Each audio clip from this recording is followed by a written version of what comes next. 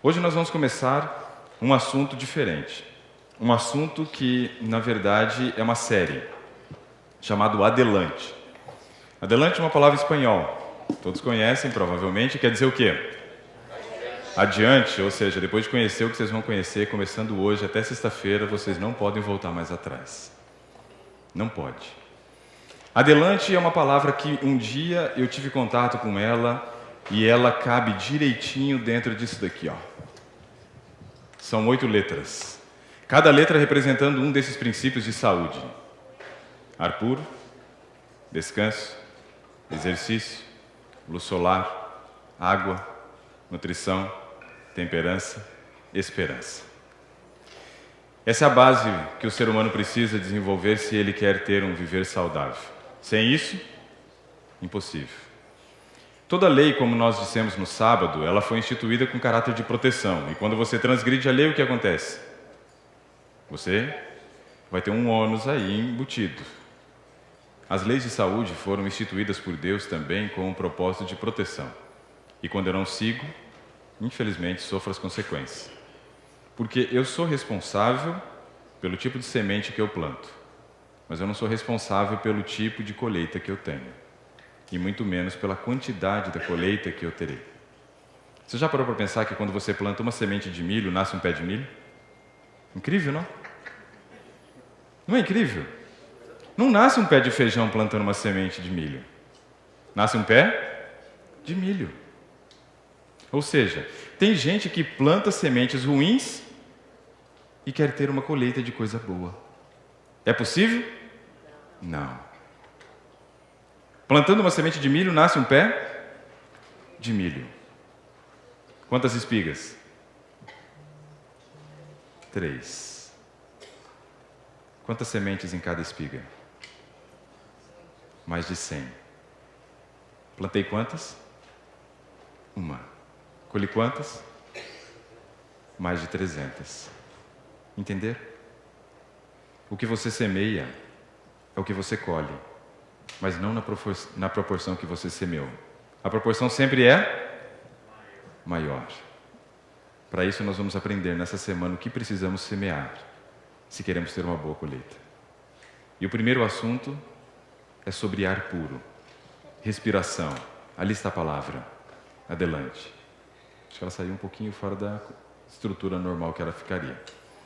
Mas veja o seguinte: os princípios foram estabelecidos onde? Desde quando Deus se preocupa com a saúde do homem? Desde quando você acha que Deus começou a se preocupar com a saúde do homem? Desde a criação. Então vamos contar uma história, a história da criação, e vamos reconhecer se realmente Deus estava preocupado com a saúde do homem, se Ele já havia instituído desde o Éden os princípios de saúde, do qual nós vamos trabalhar durante a semana. A Bíblia apresenta Deus moldando um boneco de barro. Jesus, Ele molda esse boneco. Na sequência, o que Ele faz? Ele sopra em suas narinas o quê? O fôlego de vida. O que foi a primeira coisa que Adão fez? Respirar. O que é a primeira coisa que você fez? Respirou, não é chorou. A maioria das pessoas às vezes pensa que a primeira coisa que a gente faz quando a gente nasce é chorar. Não, é respirar. O que é a última coisa que você vai fazer se um dia você vier a falecer? Encerrar a primeira respiração que você iniciou no dia do seu nascimento. Foi isso que aconteceu com Adão. Ele recebeu um fôlego de vida. Depois o fôlego de vida voltou para quem? Para Deus que o deu. Qual é o primeiro princípio de saúde estabelecido por Deus no Éden? O ar puro, a respiração. Só que Adão ele foi feito na sexta-feira. E aí então veio qual dia? O sábado. Adão estava cansado? Não. Mas por que logo já veio o sábado? Porque a gente precisa entender que sono ou descanso nunca é reparo, mas é preparo. Então, Adão descansa, sem estar cansado, porque ele está se preparando para a sua primeira semana de vida. A gente tem um hábito errado. Chega sexta-feira, moído, quebrado. E aí fala assim, graças a Deus chegou o sábado. Você está descansando para a próxima semana. Você não descansa nesse sábado do que você fez nessa semana.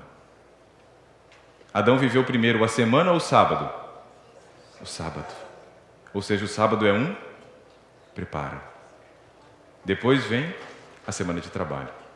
Então, o sábado ontem foi o preparo para o domingo, a sexta-feira, que nós já iniciamos. Adão descansa, não só no sábado, como também à noite. Ele não tinha nem vivido um dia inteiro, 24 horas, mas ele já foi dormir. Entende? Ar puro, descanso. Vem o domingo. Quando vem o domingo, Jesus chega para Adão e fala, Adão, acabou tua folga. Acabou. Agora é hora de trabalhar, de se exercitar. E qual é a função que Deus dá para ele? Cultivar e guardar o jardim. Exercício.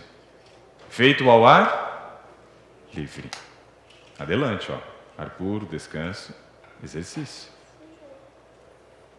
Quando se faz exercício ao ar livre, você recebe qual outro benefício? Luz solar. E quando você faz exercício no sol, o que acontece com a sua temperatura corporal?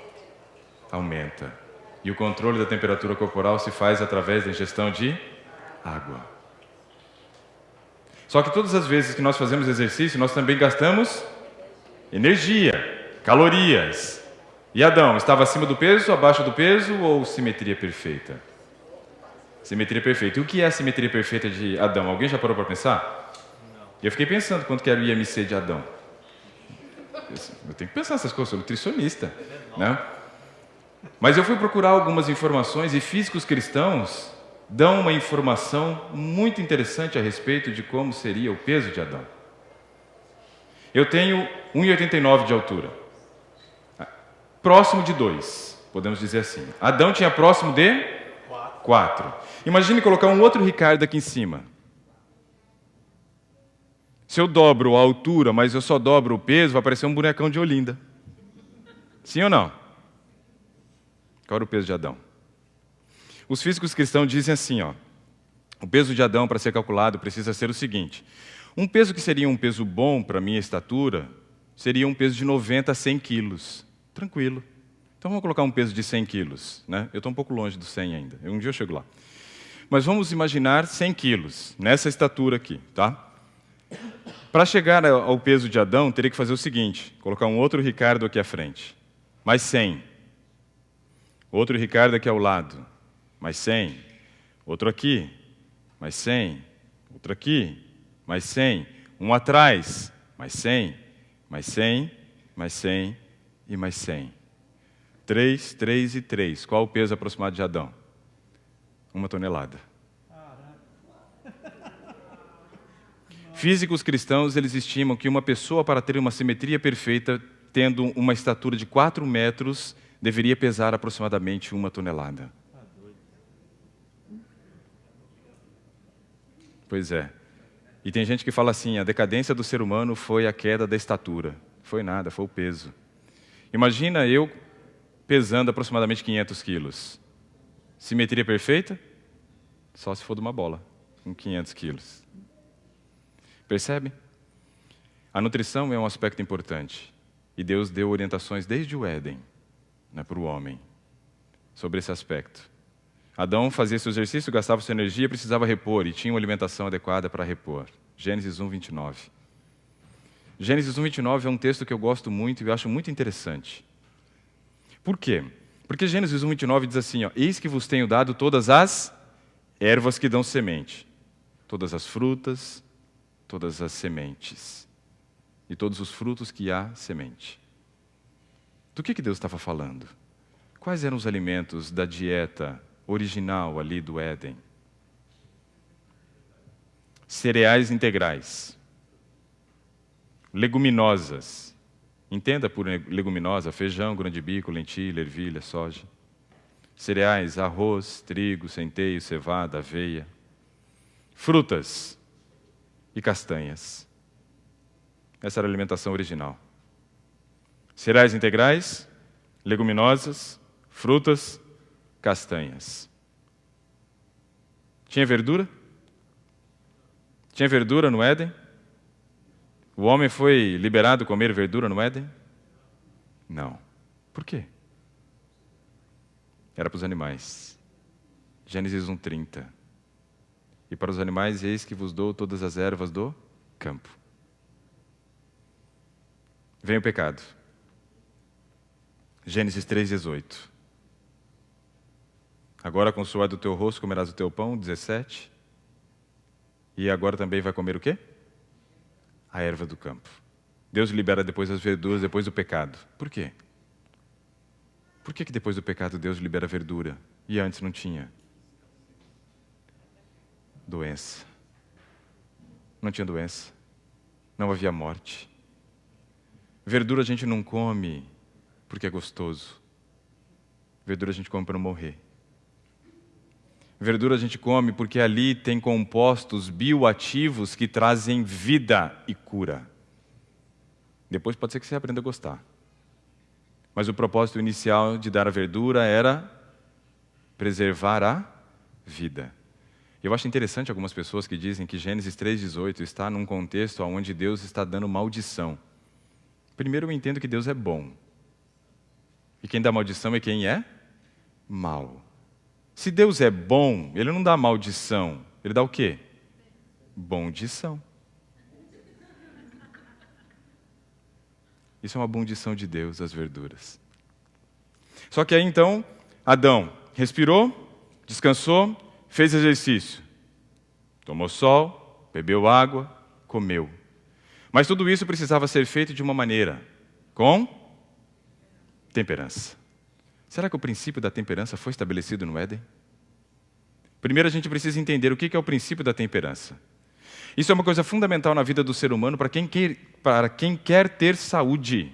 Impossível ter saúde sem temperança. Porque a palavra temperança no dicionário tem uma definição horrorosa e errada. No dicionário, a palavra temperança está descrita da seguinte forma: comer e beber com moderação. Aí eu me lembro daquelas propagandas. Beba com moderação. Eu acho que não bate. Comer e beber com moderação não é temperança. O que é temperança, então? Temperança é você se abster do que faz mal e ter equilíbrio no que faz bem. Se é bom, eu como. De que jeito? Com equilíbrio. Se é mal, eu não como. Se eu tenho, por exemplo, uma prática de atividade física que me faz bem, eu faço. Mas de que forma? Com equilíbrio. Tem gente que acaba perdendo o equilíbrio. Ontem estava conversando com uma pessoa, e ao conversar com essa pessoa, ele disse que ele gosta muito de andar de bicicleta. Mas a quantidade de tempo que ele tem passado em cima de uma bicicleta pedalando não está saudável. Está gerando um estresse oxidativo, produção de radicais livres, e isso tem feito com que ele desenvolva doenças, ao invés de ter o benefício do exercício por excesso, overtraining, excesso de treinamento. Percebem que aquilo que é bom, feito de uma forma desequilibrada, faz mal? Melancia é bom? Comer uma por vez? Não. Eu tenho uma amiga que gosta de jaca. Ela gosta muito de jaca. E aí ela disse que quando ela senta, ela come uma por vez. E aí eu pensei, por isso que está aparecendo uma. Cara, come uma jaca inteira. E reclama que não consegue emagrecer. Não come só jaca, mas na época de jaca é uma por dia. Morre, impossível. Então, quer dizer, a gente não tem temperança. É destemperado. É desequilibrado. E precisa ser equilibrado só no que é bom. No que é ruim, a gente não é equilibrado. No que é ruim, a gente é radical. No que é ruim, a gente é radical. Radical é exclui. Exclui. Bebida alcoólica é bom ou ruim? É ruim. Então eu vou beber com moderação. Equilíbrio. Temperante. Claro que não. Mas um cálicezinho de vinho faz bem para o coração. Tão engraçada essa história. Porque, primeiro, vinho tem resveratrol? Tem. Mas tem álcool. O resveratrol protege seu coração. O álcool aumenta a sua pressão. Ué? Então eu estou gerando um problema cardíaco? Então não está me ajudando. O vinho tem mais resveratrol que o suco de uva, sim ou não? Sim ou não? Sim. Temos que ser honestos. O vinho tem mais resveratrol do que o suco de uva. Só que ele tem muito do que faz bem e muito do que faz mal. O vinho tem pouco do que faz bem e nada do que faz mal. O suco de uva, desculpa. Entenderam? O suco de uva tem pouco do que faz bem e nada do que faz mal. Qual que é melhor? Percebe? A ciência só vai dizer que é bom aquilo que ela tem interesse de vender. Só tem interesse de vender. É interessante como é que a ciência trabalha. Ela pega um alimento que está cheio de coisa ruim, mas ela descobre que tem uma coisa boa. Chocolate. Flavonoide. Flavonoide. Vamos vender flavonoide, não vamos vender chocolate. Nós vamos vender o que eu tenho de bom no produto. E aí a gente fala, olha, chocolate tem flavonoide, chocolate tem flavonoide, chocolate tem flavonoide. E aí o que acontece? O povo compra chocolate por causa do flavonoide. Mas ele se esquece das outras coisas ruins que tem no chocolate. Posso ensinar para vocês como é que faz propaganda? Vocês me permitem? Vamos fazer propaganda. Digamos que eu esteja aqui com um prato. E eu digo para vocês o seguinte, o alimento que está aqui é bom, mas você não está vendo o alimento, porque ele está coberto com papel alumínio. Então eu embrulhei ele com papel alumínio. E eu digo, o alimento que está aqui, ele é bom, ele é muito bom. Ele tem vitaminas, é rico em vitaminas. E olha, tem um monte de vitamina B12. Ele é rico em minerais.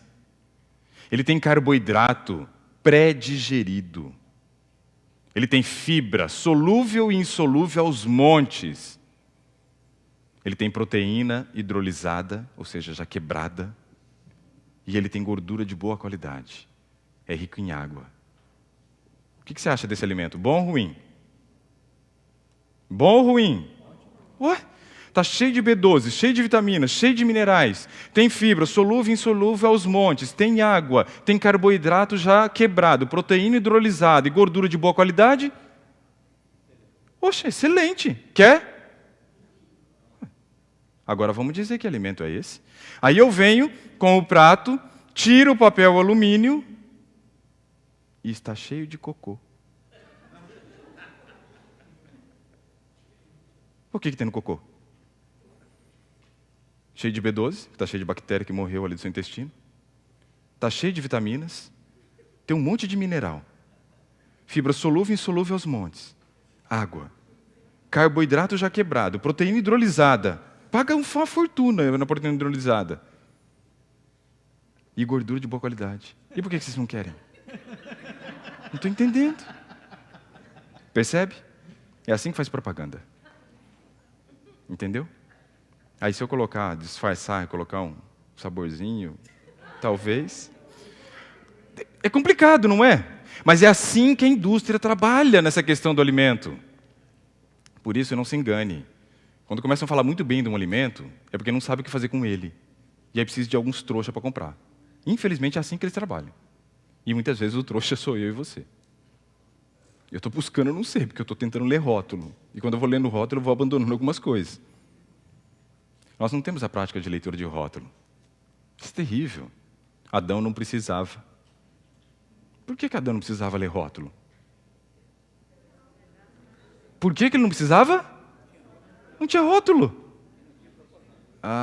Então eu já comecei a entender alguma coisa. Dentro da questão da alimentação, eu preciso buscar alimento que não tenha rótulo. Estão percebendo? Só que Adão, ele era temperante com relação ao alimento. Mas o princípio da temperança foi estabelecido justamente com relação ao alimento. Todas as árvores, espalhadas. Mas uma Deus disse, dessa vocês não devem comer. Dessa vocês não devem comer. Que princípio é esse? Temperança. O que eu posso, faço com equilíbrio. E o que eu não posso? Não faço. Foi a perda da temperança que trouxe a ruína que a gente vive hoje. A perda do discernimento do que era certo e do que é errado. e o desejo de experimentar o que era errado, de fazer o que era errado. E isso tem sido uma pedra de tropeço de muita gente. E minha já foi também. Mas aí nós temos ainda um último princípio que não foi estabelecido no Éden. Esperança. Esperança foi estabelecida no Éden? Esperança vem do quê? Qual a palavra? Esperar. Tinha algum evento que Adão e Eva aguardavam todos os dias que acontecesse? A vinda de Jesus Cristo no final do dia, na virada do dia. A Bíblia diz que na viração do dia, Jesus vinha ao jardim para se encontrar com o casal. Eles alimentavam durante o dia inteiro o quê? A esperança de encontrar com o seu Criador. Quantos dos 8 princípios foram estabelecidos no Éden? Todos. Desde quando Deus se preocupa com a saúde do homem? Desde sempre. Deus se preocupa com a nossa saúde. Quem tem que se preocupar agora? Não, nós é muita gente. Eu. E se eu preciso me preocupar, eu preciso de conhecimento. Porque a Bíblia diz em Oséias capítulo 4, verso 6, meu povo perece por falta de... O que vocês vieram buscar aqui nessa noite? E o que vocês precisam levar daqui essa noite? Conhecimento. E o que vocês vão fazer com esse conhecimento? Colocar em prática. Porque se não colocar em prática, não adiantou levar, não adiantou vir buscar. A prática é importante. Então eu quero conversar com vocês sobre um assunto. Ele é um pouco curto, né? Não vou gastar muito tempo. Vamos encerrar dentro do horário programado, assim espero. Mas é fundamental. Pode dar um clique lá para mim. Vamos falar sobre ar puro. Então, pode passar. Hoje nós estamos aqui sem o passador. Penso, logo existo. Essa frase foi dita por René Descartes. Ele viveu do ano de 1596 a 1650, era um físico, matemático, filósofo. O cara era bom, francês. Mas ele errou na frase. Não pode ser penso, logo existo. A partir de qual momento que eu e você passamos a existir? Da respiração. Então a frase de René Descartes precisaria ser respiro, logo existo. Eu mudo a frase de um monte de gente. Essa é uma. Respiro, logo existo. Dá mais um clique para mim. Olha só que coisa interessante. Gênesis capítulo 2, verso 7. Está escrito o quê? E soprou em suas narinas o fôlego de vida e se tornou alma vivente. Está lá na primeira imagem. Ó. Jesus sopra e se torna alma vivente. Passou a existir a partir do momento que fez a sua primeira respiração. O bebê está lá no útero da mãe. O que é o último estágio do desenvolvimento de uma criança na sua vida intrauterina? A maturação do pulmão. A maturação do pulmão é o último estágio. A gente se preocupa demais com esse negócio de fazer a cesariana e antecipar muito o parto. Porque o normal seria que uma criança nascesse com 32 a 42 semanas. Esse é o período normal. É o período que a gente consideraria uma criança apta para o seu nascimento. 38 a 42 semanas, uma criança nasce e recebe, né, o título dizendo que ela nasceu a termo. Ou seja, no período esperado. Mas quando se fala de cesariana, a cesariana é antecipada em 2 semanas do período a termo. 36 semanas geralmente se faz cesariana para que o bebê não esteja tão grande e dessa forma seja muito mais fácil a realização da cirurgia.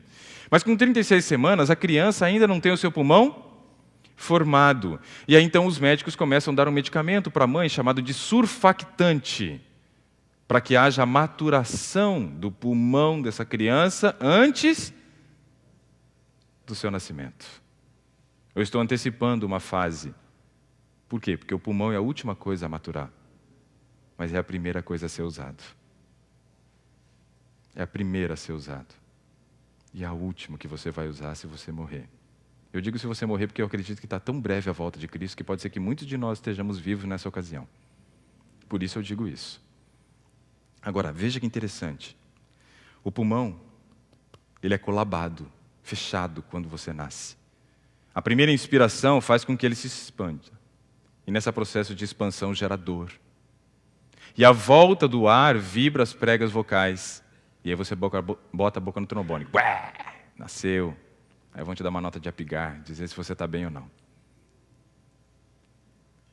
Você nasce sabendo respirar. Mas você se esquece como respira durante a vida. Essa é outra frase para anotar. Você nasce sabendo respirar. Vou repetir. Você nasce sabendo respirar, mas você se esquece de como respira corretamente quando você cresce. Entendeu? Interessante isso, não? Muito interessante. Dá mais um clique. Você vai terminar a sua respiração lá em Eclesiastes capítulo 12, 7. 12, 7 diz o quê? O que está escrito em Eclesiastes 12, 7? Não precisa abrir, é só olhar aquela imagem que você vai saber o que está escrito lá. E o fôlego de vida volta para quem? Para Deus que o deu. De todos os princípios de saúde, qual a gente poderia considerar o mais importante? Respirar. O problema é que quando a gente fala de mensagem de saúde, eu não sei qual que é a mania, mas o povo vem e fala de comida, só fala de comida. Só que quantos dias você consegue ficar sem comer? Tudo depende do tamanho da reserva que você fez, porque alguns acham que é urso, né, que vai hibernar, mas nunca hiberna. Então tem bastante reserva, né? Mas quanto tempo você fica sem respirar? Diz que o recorde mundial é de uma brasileira, parece que ela chegou agora a 17 minutos. Uau, incrível! Mas eu pergunto, o que é 17 minutos da vida de um ser humano? Quantos 17 minutos você já viveu? A gente dá muita atenção para o que come, mas dá muito pouca atenção para a maneira como respira. A base da vida no ser humano chama-se oxigênio. Oxigênio. Oxigênio. Sem ele, não há vida. Nem nossa, nem do planeta. Respirar. Dá mais um clique, por gentileza. Aquele ali é o cérebro. Não existe um órgão mais importante no seu corpo do que o seu cérebro. Esse é o órgão mais importante do corpo. Ele manda em tudo. Manda em tudo. É o CEO do corpo. Manda em tudo. Agora, você quer ver que coisa incrível? Dá mais um clique. Olha só o que aparece ali agora. Manda em tudo, porém pesa quanto? 2% do seu peso corporal. Uma pessoa de 80 quilos teria um cérebro de 1,6 kg. Então, quando você chama uma pessoa de anencéfalo, está quase correto. Porque é muito pouco. Dentro de 80 quilos, apenas 1,6 kg. Dá mais um clique para mim. Mas olha o que acontece. 85% do peso dele é formado por água. Quanto que sobrou ali? Eu tenho 1,360 kg de água. Para 1,6 kg, me sobrou 240 gramas. Esse é o seu cérebro. Se você pesa 80 quilos, você deveria pesar 80, né? Ele pesa 2% do peso adequado seu. E 85% do peso dele é formado por água. Já viram que esse negócio de água é importante. Então deixa eu beber aqui mais um pouquinho. Beba a sua também, aproveite. Dá mais um clique, por gentileza. Os 200 gramas de tecido que sobraram gastam 20% do oxigênio que você inalou durante o repouso. Por exemplo, como vocês estão agora sentados. 20% de todo o oxigênio que você está respirando está indo para onde? Para o seu cérebro. Automaticamente, respondam para mim. Quem respira mal, pensa mal. Quem respira mal, tem dificuldade em tomar decisões. Quem respira mal não consegue agir muitas vezes pela razão. Por quê? Porque se ele está respirando mal, não está chegando a quantidade suficiente de oxigênio no cérebro. E o que o corpo faz? Tem que aumentar a frequência respiratória. E para aumentar a frequência respiratória, como é que eu faço? Preciso liberar cortisol. Cortisol? Já ouvi falar desse nome. Ontem à tarde? Quem era? O hormônio do estresse. O que ele causa? Não sei. Ele é um terrorista. Pode causar o que ele quiser. Vai explodir, é mal, só não sei quando nem onde. Pode causar o que quiser. Percebe que o ato de respirar mal aumenta o teu nível de ansiedade? Sabe quando você sai e você enfrenta aquele trânsito um pouco pesado? E você começa a ficar um pouco estressado no trânsito? O que você deveria fazer para diminuir a tua carga de estresse? Respirar. Respirar. Então, outro ditado que existe que está errado é aquele negócio de contar até 10. Tem que ser respirar até 10. Eu sempre ensinei isso para as pessoas e nunca precisei usar. Mas eu tinha certeza que funcionava. Nem precisava testar. Mas um dia minha esposa estava na faculdade, ela estava tendo aula de canto. Ela estudou canto erudito, ela canta ópera. E ela saiu da universidade e me ligou. E disse assim, vem me buscar.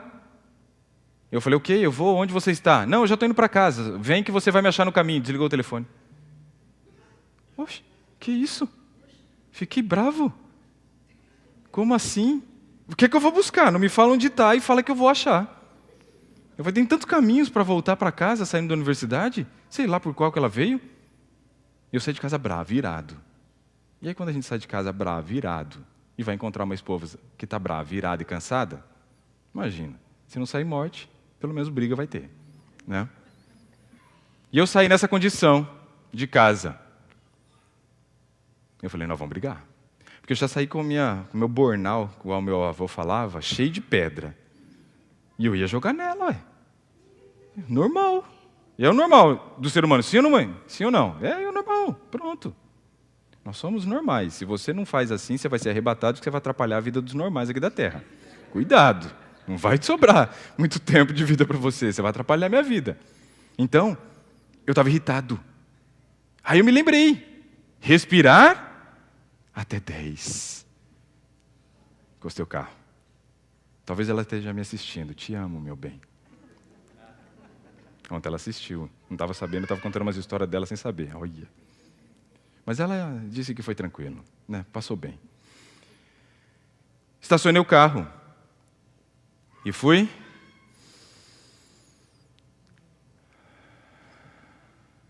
Respirar. Funciona. Saí tranquilo. Peguei o carro e fui procurar alguém que não sabia onde estava. Tranquilo. Sem estresse. No estresse. De repente eu vi onde ela estava. Encostei o carro. Ela entrou e disse, não falei que você ia me achar? Aí eu respondi para ela, falou, meu bem. Como assim? Você não vai brigar?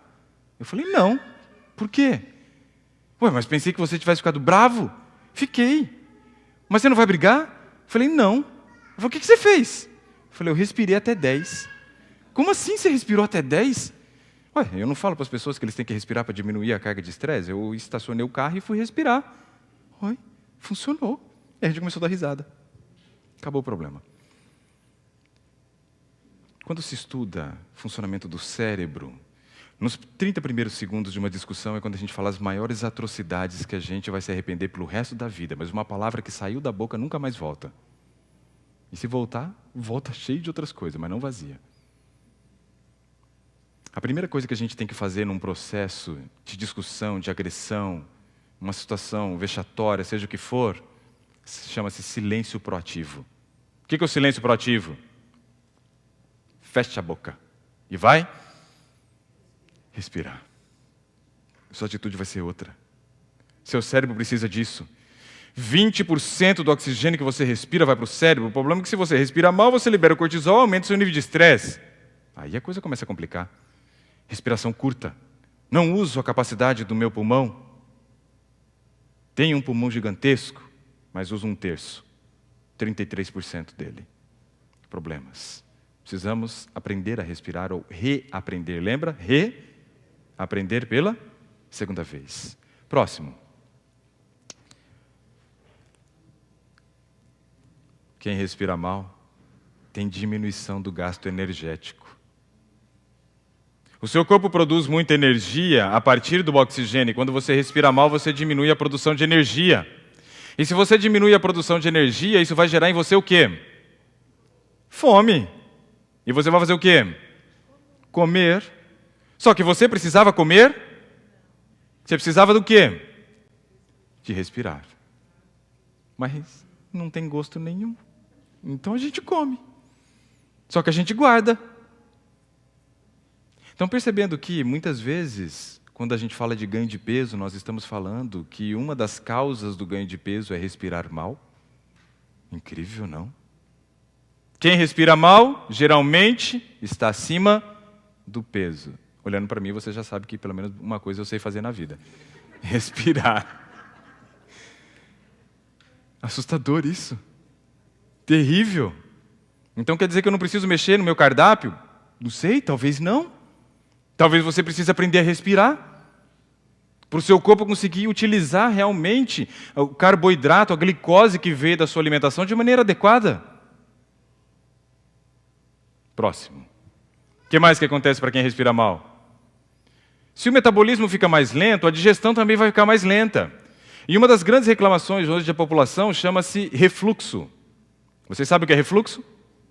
Tem algum baiano aqui? Tem algum baiano? Tem um baiano. Aprendi com um amigo baiano o que era refluxo. Ele chegou para mim e disse assim: oxente, bichinho, estou sofrendo de refluxo. Ré você engata no seu carro para onde? Para trás. Então refluxo é o fluxo no sentido contrário. Viu só? O baianês me ensinou. Estou brincando, eu inventei isso. Mas é interessante. Refluxo, é isso que é o refluxo. É a volta.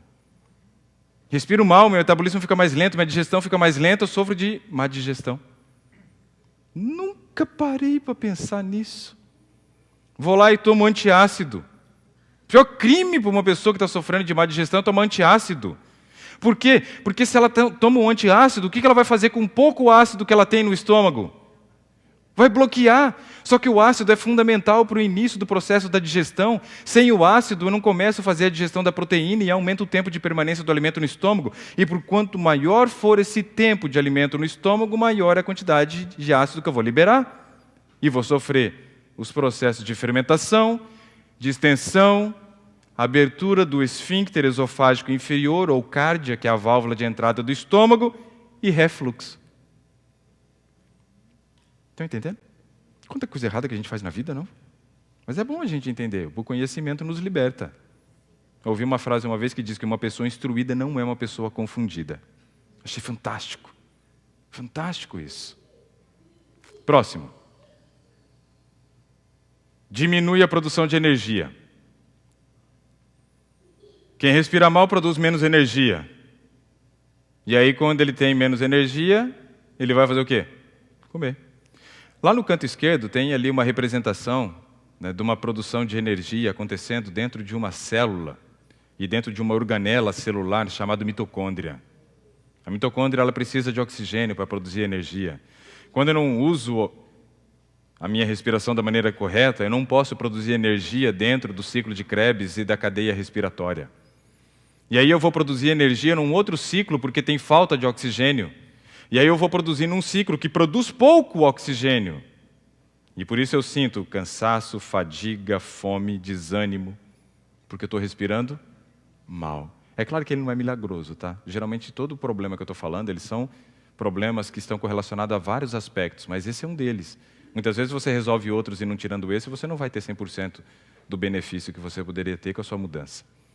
Mas quando você vai para uma via anaeróbica de produção de energia, ou seja, sem oxigênio, a via que o organismo tem para produzir energia sem oxigênio chama-se via do ácido lático. Via do ácido lático é a mesma via que é utilizada pelo corpo para produzir energia quando uma pessoa faz musculação. Nayara, quando uma pessoa faz musculação, o que ela vai sentir 2, 3 dias depois? Dor. Por que ela sente dor? Porque tem acúmulo de ácido lático. E tem gente que sente dores musculares o tempo inteiro, mesmo não fazendo musculação. Por quê? Porque está usando via do ácido lático para produzir energia, porque respira mal. Que coisa incrível! Entender essas coisas abre a nossa mente, elucida um monte de coisa que a gente tem. Vamos ver mais coisa que pode acontecer. Mais um. Gera fome em curto espaço de tempo. Isso eu já citei anteriormente. O problema é que aí as pessoas dizem: não, eu tenho metabolismo rápido e por isso eu preciso comer a cada 2, 3 horas. Mentira! Você está precisando comer a cada 2, 3 horas porque você tem metabolismo lento. Não é rápido, não. E para o seu metabolismo ser lento, ele é incompetente para produzir energia. E aí você come, mas produz sempre muito pouca energia porque falta oxigênio. E aí você sente fome.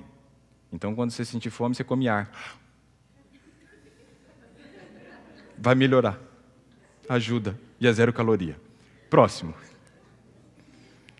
Aumenta o quê? Insônia. Porque se você respira mal, aumenta o cortisol, e o cortisol gera insônia. O cortisol interfere na sua qualidade de sono. Eita, esse negócio de respirar mal dá mais trabalho do que eu imaginava. Que coisa terrível.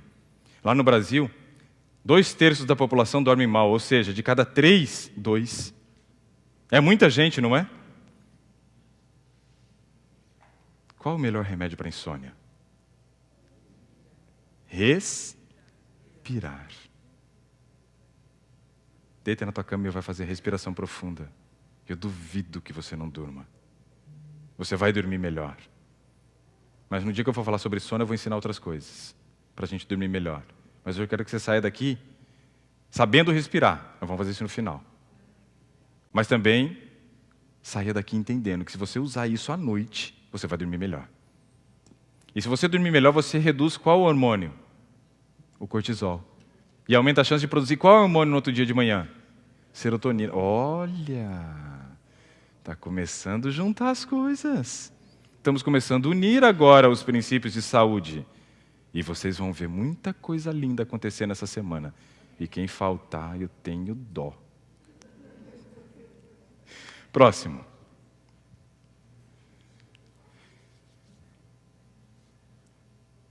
Ixi. Esse vocês já viram, né? Eu saí lá com o Borná, cheio de pedra para jogar na esposa, né? Sabe, nós acordamos irritados. Existem várias causas para isso. Aumento de cortisol no final da madrugada para você despertar. Dificuldade de entrar no sono profundo, onde você faria os processos regenerativos. Respiração inadequada. Isso tudo vai fazendo com que eu já acorde no outro dia com um certo grau de irritabilidade. O problema é que eu falei para vocês que a nossa saúde ela era dividida em 4 aspectos. Se lembram? Saúde física, primeiro. Saúde física. O que era saúde física? Saúde física é o meu relacionamento com o meu corpo, através das minhas escolhas diárias. Saúde mental. O meu relacionamento com os meus pensamentos e emoções, que refletiam em ações, que quando repetidas geravam hábitos. E os hábitos formam o nosso caráter, que a gente vai levar para onde? Ou para o inferno, depende de onde você vai escolher ir. Né? Depende do seu caráter que você está construindo. Terceiro, saúde social, que é o meu relacionamento com o... Quando eu estou irritado, como é que eu me relaciono com o meu próximo? Você percebe que se você aprender a respirar, até o seu relacionamento conjugal, pai e filho, relacionamento no trabalho, vai melhorar? Tudo vai melhorar. Se nós aprendemos a respirar. E se eu estou irritado? É a história de ontem, né? Estou estressado, estou irritado, não vejo a hora de ler a Bíblia. Não existe isso. Pessoa irritada não quer ler a Bíblia. Pessoa irritada tem paciência para ajoelhar e orar? Nunca. Então perceba que o seu relacionamento também com Deus foi afetado. Você realizou uma atividade física errada, que era a respiração, afetou as tuas emoções, afetou o seu relacionamento social, afetou o seu relacionamento com Deus. Próximo. Aumenta a frequência cardíaca. Se eu tenho pouco oxigênio entrando em cada respiração, eu preciso fazer com que o meu coração bata mais vezes por minuto e aumente também a minha frequência respiratória, para que assim eu consiga atender uma demanda de oxigênio que as minhas células têm. Se eu tivesse um volume de oxigênio maior, provavelmente no meu coração não precisava bater tanto, porque aí eu teria uma quantidade de oxigênio chegando muito maior nas células. Deixei meu celular aqui. Quero fazer uma conta com vocês. Alguém só anote os valores que eu disser. Quem poderia ser essa pessoa para anotar os valores? Para que a gente tenha... Para a gente poder fazer um exemplo. Vamos imaginar que uma pessoa ativa, respira mal, tem um bom estilo de vida, ok? tem 84 batimentos cardíacos por minuto. 1 hora, 60 minutos, vezes 60. Tá? Quantas horas num dia? 24. Quantos dias num ano? 365. O coração de uma pessoa que tem um estilo de vida correto e bate 84 vezes por minuto. Anote esse número gigantesco. Ele bate 44.150.400 vezes num ano. Ok? O coração de uma pessoa faz exercício, respira bem, se alimenta bem, dorme bem, está dentro de um valor tranquilo. Digamos que essa pessoa agora não faça exercício, isso não ajuda em nada a aprender a respirar, respire mal, durma mal e tenha uma maior frequência cardíaca. Para não gerar um valor tão assustador, vamos aumentar só de 84 para 96. Tá? 96 vezes 60, para que a gente tenha 1 hora, vezes 24, vezes 365. Algumas vezes não saiu aqui. 96 vezes 60 vezes 24 vezes 365. 50.457.600 batimentos. Menos 44. 44 quanto? 150 e 400. A diferença de batimentos cardíacos de uma pessoa saudável para uma pessoa que respira mal, não faz exercício, dorme mal, só nessa brincadeirinha nossa de 12 batimentos a mais por minuto, rendeu num ano 6.307.200 batimentos cardíacos a mais. Num ano. Em 40 anos. 252.288.000 batimentos cardíacos a mais. Não vou colocar mais de 40, porque provavelmente ela já vai ter morrido. Tem muita gente que chega no fim da vida com cardiomegalia. Já ouviram falar? Cardio, coração. Megalia, aumento. Cardiomegalia, coração grande, que aumentou de tamanho. Aumenta a parte externa, aumenta a parte interna. Diminui as câmaras, átrios e ventrículos. A diminuição de átrios e ventrículos faz com que o seu coração agora exerça uma pressão muito maior sobre esse sangue. Também aumenta a sua pressão, gera hipertensão. O volume cardíaco que você tem ali dentro dos átrios e ventrículos é pequeno, gera débito cardíaco. Pouco tempo depois a pessoa está usando um marca-passo. Se der tempo, se descobrir antes. Percebe que uma atitude tão simples como respirar pode te gerar um problemão lá no final da tua vida?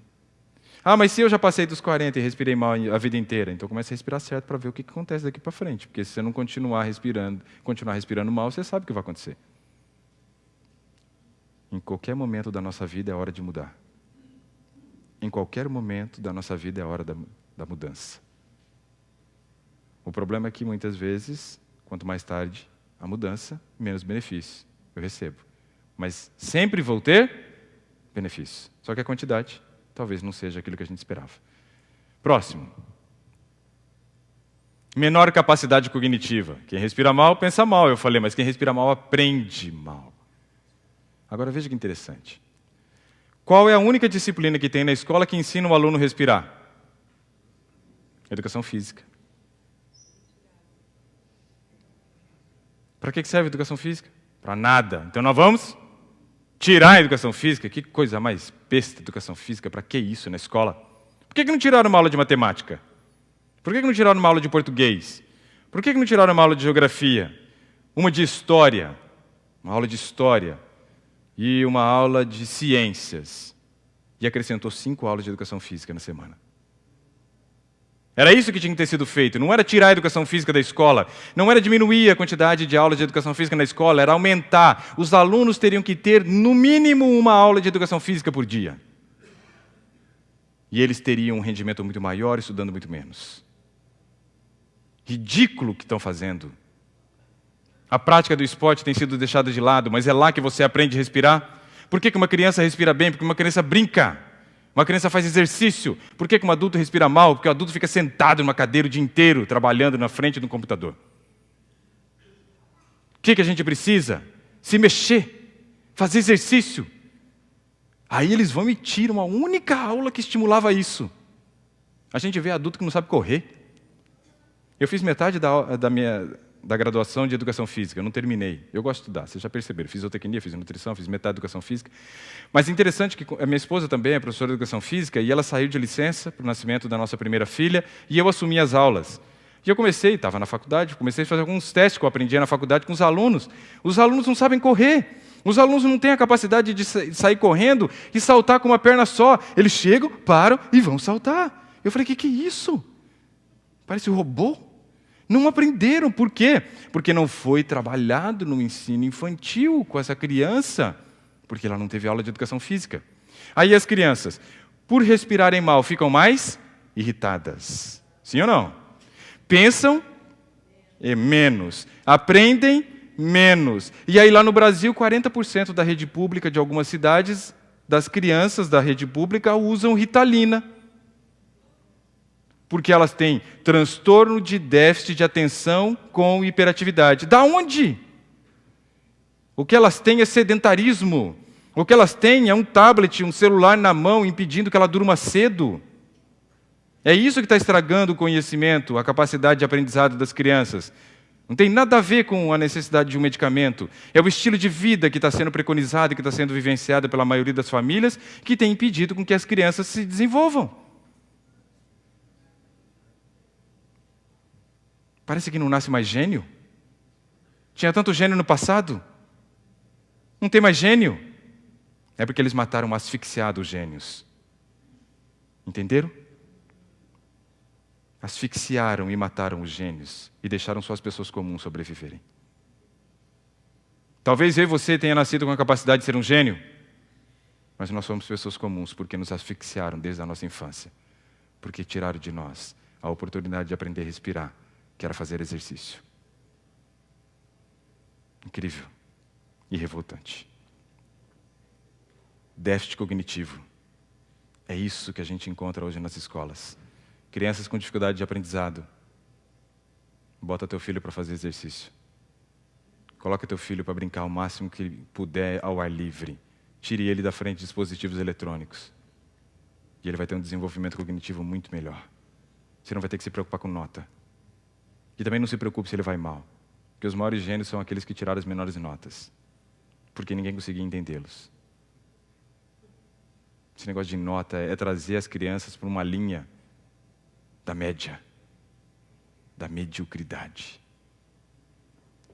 Eu ouvi uma pessoa falando no Brasil um dia, num congresso que eu estava participando, e ele disse que o filho dele, ainda quando as outras crianças estavam aprendendo a fazer conta com dezena e centena, o filho já fazia conta com 1 milhão de cabeça.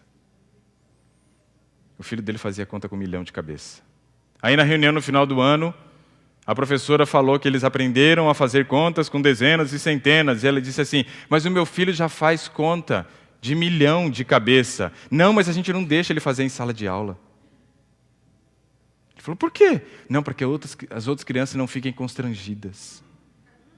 Eles vão querendo pegar um menino que tem uma capacidade ímpar e trazê-lo para a linha da mediocridade. Olha que coisa terrível. O pior é que hoje se trabalha com a produção de pessoas na linha da mediocridade, porque as pessoas que são medíocres não pensam, as pessoas que são medíocres não analisam, as pessoas que são medíocres não desenvolvem uma coisa chamada senso crítico. E o senso crítico faz mal para um monte de gente, principalmente para aqueles que querem nos dominar. Governos. É bom que todo mundo seja nivelado por baixo, porque é mais fácil de dominar a massa. Olha, coisa séria. Próximo. Sei que oração, deixa eu ver que oração. Está na hora de acabar. Então vamos acabar, para fazer o exercício. Isso é uma citação de um livro. MCP, Mente, Caráter e Personalidade, volume 2, página 483. Ellen White disse assim, aqueles que respiram mal, geram depressão. Ou seja, a respiração inadequada gera depressão. Tem muita gente depressiva, ansiosa, estressado, porque respira mal. Vamos respirar, então. Dá mais um clique só para conferir se acabou mesmo. Acho que acabou. Ok. Amanhã continuamos. Série Adelante. Hoje foi ar puro. Amanhã descanso. Amanhã tem coisa legal para aprender também. Vamos ficar em pé? Vamos respirar?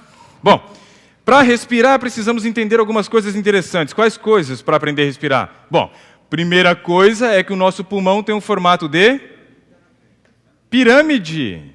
Nosso pulmão tem um formato piramidal. Se tem um formato piramidal, quer dizer que a maior parte do volume de oxigênio vai para a parte de cima ou de baixo? De baixo. E para isso eu preciso fazer a expansão de um músculo chamado diafragma, que alguns está abandonado há anos, que não faz nada há anos. O diafragma, toque no seu peito. Você vai achar um osso chamado externo. Achou?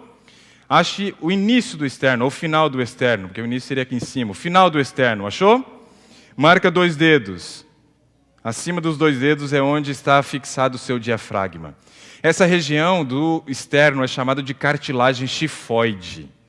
Aqui na cartilagem chifoide do externo é onde começa o seu diafragma. Ele começa aqui e faz isso, ó. Ele vai fazendo esse desenho, seguindo a linha das costelas, e aí ele vai até lá atrás. Quase na região sacral, no final da coluna lombar. É lá a inserção. Então ele é um músculo que divide o seu tórax do seu abdômen, mas que ele está numa posição diagonal, transversal. Quando eu estou com o meu diafragma relaxado, a tendência é a gente imaginar que ele está para baixo. Não. O diafragma relaxado está para cima, empurrando o seu pulmão. Então, quando o diafragma está relaxado, você só usa a parte superior do seu pulmão, ou seja, 1/3. Para que eu consiga usar a parte inferior, eu preciso fazer o quê com o meu diafragma? Contrair. E a contração do diafragma se dá quando você consegue empurrá-lo para baixo, acomodando os seus órgãos da região abdominal mais abaixo e expandindo a capacidade do pulmão se acomodar sobre o diafragma. E aí eu ganho 2/3 de volume pulmonar. E aí a gente aprende, quando vai para o exército, peito para fora, barriga para dentro. Isso é um crime. Por quê? Porque se eu estou com a barriga para dentro, eu não consigo expandir o meu diafragma. Então uma respiração profunda é você expandir a barriga para fora. Então, solta o ar. E agora eu vou jogar para baixo, ó.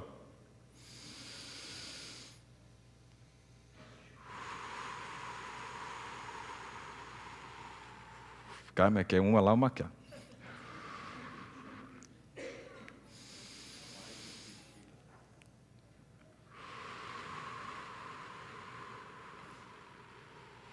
A expansão do diafragma faz com que a sua barriga estufe na hora da respiração. É isso que eu quero que você faça agora. Mas não é isso que eu quero que você fique fazendo durante o dia, porque senão a gente vai andar na rua assim agora, né? Não, não é isso. Calma. É agora e hoje à noite. Amanhã eu quero que aqueles que fizeram essa respiração me conte como foi a sua experiência com a sua noite de sono. Talvez você vai ter uma noite de sono como há anos você não teve. Vamos trabalhar então? Uma mão ou as 2 mãos na região abdominal. Cuidado, porque a nossa tendência é fazer isso aqui, ó. Murcho a barriga e subo o ombro, quase encostando na minha orelha. Não, isso é 1/3. Você está perdendo 2/3. Solte o ar com calma pela boca. Inspire pelo nariz, forçando para que essa coluna de ar atinja a região mais profunda da região abdominal sua. Ok? Tem que pensar no início, porque a gente esqueceu. Quando a gente era bebê, a gente fazia direito. Tem algum bebê dormindo aqui? Tem algum bebê que está dormindo? Está dormindo? Deixa eu ver. Não é tão pequenininho? 4 anos. Ah, mas ele está com a barriga para baixo. Tudo bem. Mas, olha lá. Ó. Se alguém quiser vir olhar esse bebê depois, para aprender, porque assim, quando a gente cresce, a gente emburrece. Eu não sei, tem umas coisas estranhas. A gente aprende algumas coisas, mas esquece outras. Se você observar, você vai ver que enquanto ele está dormindo mesmo de lado, você percebe uma expansão na região, né, do abdômen e costas. Isso quer dizer, mamãe, que ele sabe respirar melhor que você. Está na hora de você aprender com ele, né? Então, vamos fazer essa respiração agora? Nós vamos fazer 5 respirações dessas sem pressa, ok? Solte o ar. E respirem junto comigo. 1, 2, 3, inspira. Segura um pouquinho. Solta o ar.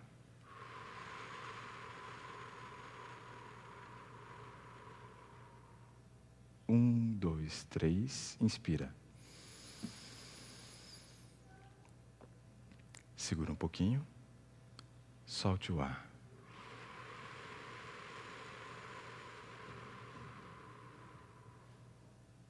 Um, 2, 3, inspira. Segura um pouquinho. Solte o ar.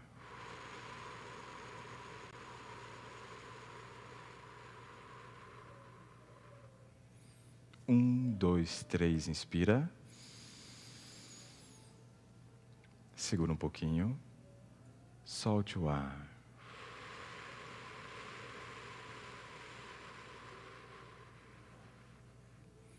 Um, 2, 3, inspira. Segura um pocão. Solte o ar.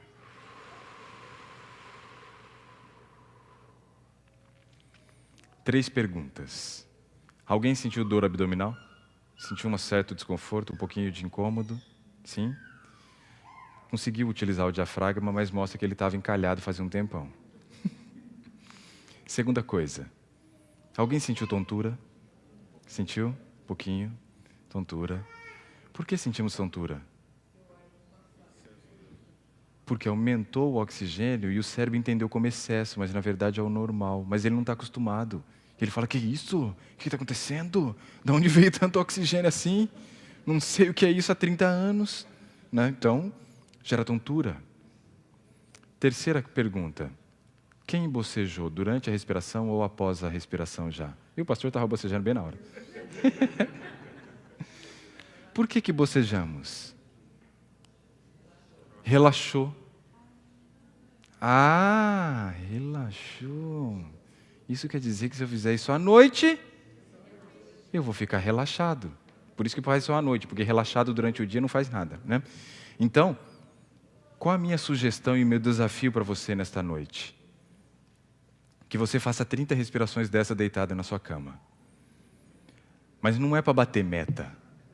Não é para completar as 30. Eu estou colocando 30 porque eu não quero que você nem chegue aos 30. Eu quero que você faça o que antes das 30? Durma! E aí amanhã eu quero que você conte para mim como que vai ser. Ok?